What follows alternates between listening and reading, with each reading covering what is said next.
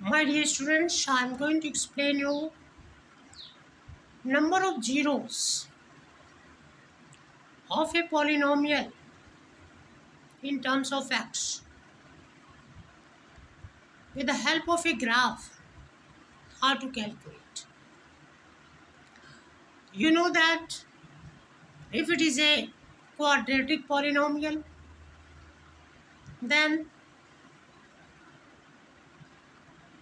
the number of zeros will be 2. And if the graph is showing that it is touching the x-axis at several points, then it can be more than 2 also. And if it is not touching the x-axis, then it will be 0 also. 0 means nothing. No, 0 of the polynomial will be there.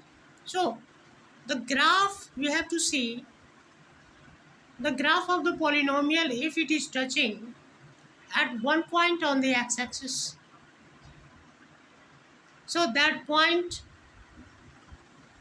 coordinate will give us the 0 of the polynomial. And so if it is touching at only one point, the number of zeros of that polynomial will be 1. But if the graph of the polynomial is touching the x-axis at 2 points, then the number of zeros of that graph of that polynomial, which is quadratic in terms of x, will be 2.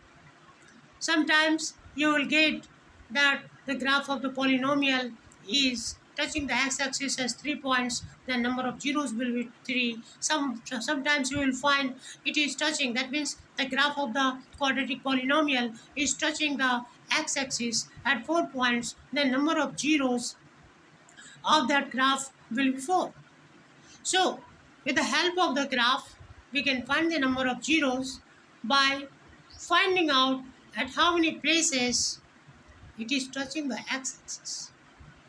If it is touching one place, then number of 0, 1. Touching two places, then 2. Like this, we can find out easily. Thank you. If you like, please share and subscribe.